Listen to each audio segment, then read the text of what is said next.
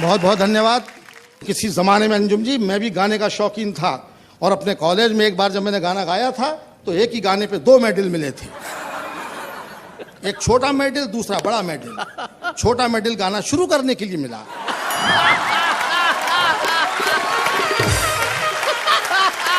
आगे आप समझदार हैं, फिर भी मैं हिम्मत नहीं हारता, मैं अपनी हिम्मत नहीं हारता, मैं कायदे से काम लेता हूँ, मैं कॉन्फिडेंस वाला काम हूँ। एक बार मुझे गाने का शौक चल रहा तो मैं एक सेकंड हैंड हारमोनियम खरीद लाया। सेकंड हैंड वही मिल सकता था। एक बार मुझे गाने का शौक चल रहा तो मैं एक सेकंड हैंड हारमोनियम खरीद लाया। हफ्ते भर तक गाया, बजाया बजाया गाया, पूरे मोहल्ले को सुनाया। 8वें दिन एक पड़ोसी आया, मेरा दरवाजा खटखटाया। मैंने कहा फरमाइए। वो बोला चौबे जी आज की रात हमें आपका हारमोनियम चाहिए। मैंने कहा कोई प्रोग्राम है क्या? वो बोला जी हाँ, आज की रात हमारा सोने का प्रोग्राम है। अच्छा, जब भी अच्छा काम करना चाहता हूँ, शादी के बारे में बोलते हैं, बीवी की याद दिलाते हैं, कहते हैं आपकी बीवी कैसी है? मैं घर पे आके देखो भाई, और फिर मुझसे पूछो कि आप कैसे हैं।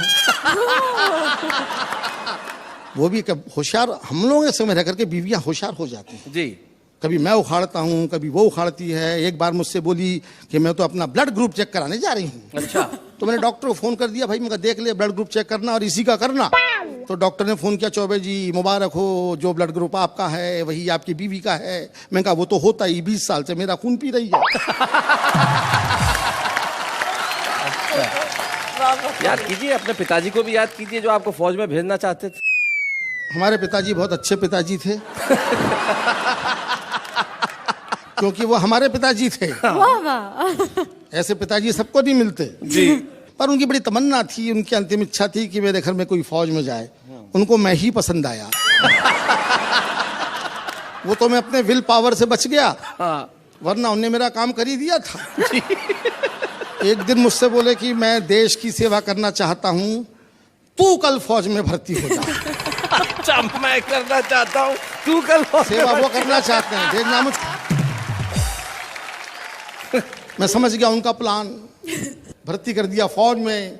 पर हम भी रहते हैं अपनी मौज में। डॉक्टर मेरी आंखों का टेस्ट ले रहा था जी। मैं दे रहा था। अचानक डॉक्टर ने पूछा बताओ कैलेंडर में कौन सी तारीख है? हमने कहा कौन सा कैलेंडर? जबकि कैलेंडर सामने टंगा था। लेकिन अगर मैं जवाब दे देता तो फिर मैं यहाँ कैसे होता? बताओ कैलेंडर में कौन सी तारीख है? हमने कौन सा कैलेंडर? बोले वो जो सामने की दीवार पे। हमने कौन सी दीवार? अधिकारी समझ गया, बोला बरखुरदार। समझ गया बरखुरदार, क्या रखा है फौज में? जाओ कविताएं लिखो, रहो अपनी मौज में। क्या बात है, रहते हैं। शादी के बारे में क्या कहना? शादी हो जाती है तब पता लगता है कि शादी क्या चीज है। जी। मनुष्यों में भी शादी होती है, लेकिन जानवरों के, पशु पक्षियों के शादी के बारे में क्या ख्यालात हैं, इस पर एक छोटी सी कविता सुनाना चाहता हूँ। जी। कोयल ने कौवे से पूछा। अच्छा जी। कोयल ने कौवे से पूछा शादी क्यों नहीं की? कोयल ने कौवे से पूछा शादी क्यों नहीं की? कौवा बोला जब बिना शादी के ही जिंदगी में इतनी काँव काँव है।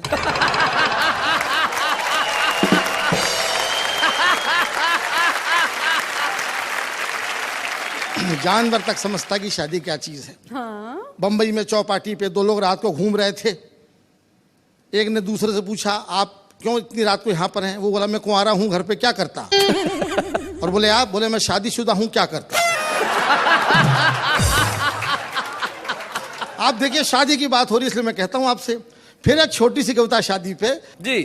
कुंवारे के घर के आगे लिखा था होम स्वीट होम, शादीशुदा के लिखा था ओम शांति ओम। शादी के पहले मैं काफी मोटा था, जैसे कि चौबे हुआ करते हैं। एक जमाने में मैं काफी हैवी वेट चैंपियन था। जी। लोग वाग मेरी कविताओं से ज्यादा मेरी काया पे हंसते थे। हमने रिक्शे वाले से कहा स्टेशन चलोगे? वो बोला चलो। हमने कहा पैसे? तो बोला 2 रुपए किलो। हमने रिक्शे वाले से कहा स्टेशन चलोगे? वो बोला चलो। हमने कहा पैसे? तो बोला 2 रुपए किलो। हमने कहा क्या बोलता है? सवारी को बिठाता है कि तौलता है? वो बोला बुरा मत मानिए चौबे जी, मैंने टायर ट्यूब के पैसे मिलाकर बोला।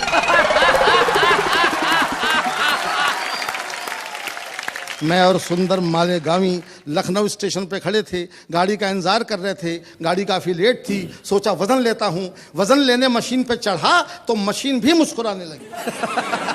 हम वज़न तौलने की मशीन पर चढ़े, टिकट देखा तो आसमान से नीचे गिर पड़े। लिखा हुआ था, सूचनाएं गौर से पढ़ें, एक साथ 4 लोग न चढ़ें।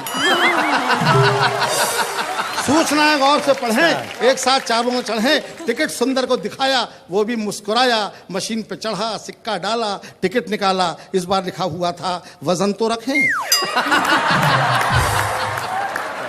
एक अमेरिकन पिक्चर आई थी जुरासिक पार्क, आपने देखी होगी। उसका असली हीरो डायनासोर था, बाकी पात्र तो कीड़े मकोड़े थे। पूरी फिल्म में वही दंदना रहा था, डायनासोर डायनासोर। मैं भी जिज्ञासावश देखने गया। टिकट लेने क्यों में खड़ा ही हुआ था कि लोग बाग मुझे ऐसे देखने लगे जैसे मैं ही डायनासोर।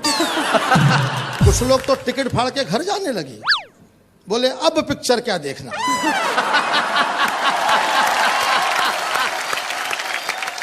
मुझको तो अब पे ऐतराज था, बोले अब पिक्चर क्या देखना, हीरो तो यहीं खड़ा है।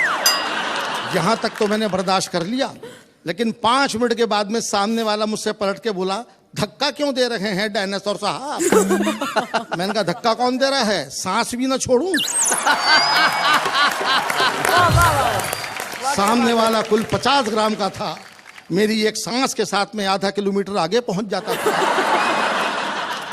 आदमी अपना वजन बढ़ाता नहीं है, मुझे कोसता है, तब मेरा दुखी दिल सोचता है। डॉक्टर कहता है वेट कम करो, बीवी कहती है पेट कम करो, वाह वाह क्या बात है वाले कहते हैं कि रेट कम करो।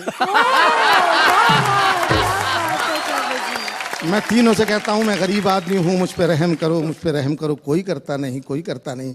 और मुझे हंसाने के साथ साथ में अपने आंसू भी बेचने पड़ते हैं। क्या बात है, वाह वाह वाह। आप हंसते हैं, मैं रोता हूँ। मिर्ज़ा गालिब की याद आती है। मिर्ज़ा गालिब का नाम आपने सुना होगा, बहुत दुखी, बड़ा रंजीदा शायर था। हमारा भी काम यही है, हम अपने मन में रंज लिए रहते हैं अपने, लेकिन दुनिया हंसती है। तो मिर्ज़ा गालिब का शेर याद आता है कि बनाकर फ़कीरों का हम भेज गालिब, तमाशाए अहले करम देखते हैं, तमाशाए अहले करम। क्या बात है, बहुत धन्यवाद, बहुत बहुत धन्यवाद। वाह वाह।